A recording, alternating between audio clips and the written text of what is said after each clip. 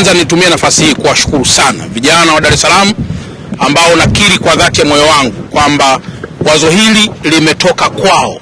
Walichokifanya kwetu sisi kama wazee wao wa mji ni kwamba namna gani tunaweza tukawasapoti zaidi katika mawazo yao ili kuweze kutuzalisha jambo ambalo ni jema zaidi. Kwa hiyo tarehe 14 mwezi wa pili mwaka 2026 tunakusudia sasa kuwa na IST Festival, lakini malengo yake makuu ni kitu gani? Mtakumbuka kwamba Dar es Salaam tumemaliza masuala ya uchaguzi, lakini zaidi pia tumeingia mwaka mpya, na kwa mantikio hiyo ni staili mojawapo ya kuanza kufungua mwaka mpya mwaka 2026. Ni hamasa pia kwa vijana. Tuna zawadi za zaidi ya milioni 100 kwa wale wote ambao watafanya vizuri.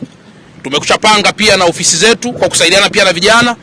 Hatutaogopa wala tutasita kumuongezea mtu IST mpya kwa mazoezi au kwa kazi ambayo atakuwa ameifanya kwa siku hiyo. IST Festival itaambatana na matukio mengineyo. Kutakuwa kuna matukio hapa mbalimbali ya kujiachia, ya kufurahia, lakini zaidi pia tunazungumza na JKCI, hospitali kubwa ya moyo, ambao pia ni miongoni mwa watu ambao watafadhili pia jambo hili, ili kuwe pia na angalau session ya madaktari bingwa wanaoweza pia kushiriki kuchunguza afya za baadhi ya watu ambao watafika katika maeneo yetu.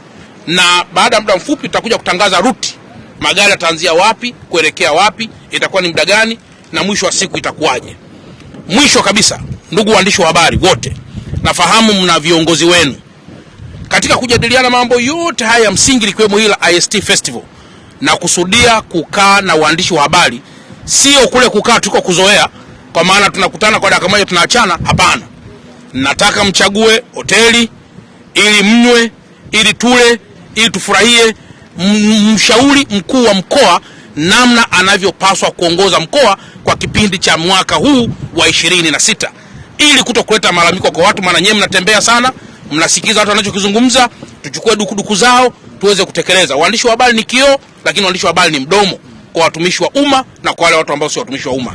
Karibuni tarehe 14 mwezi wa pili IST Festival ili tuweze kushiriki. Leta IST yako, piga jalamba lako. Ukiibuka mshindi wa kwanza, unaibuka na IST yako, au utaibuka na fedha zaidi ya milioni 100 ambazo tumezipanga kwa ajili ya kutoa zawadi kwa washiriki wote.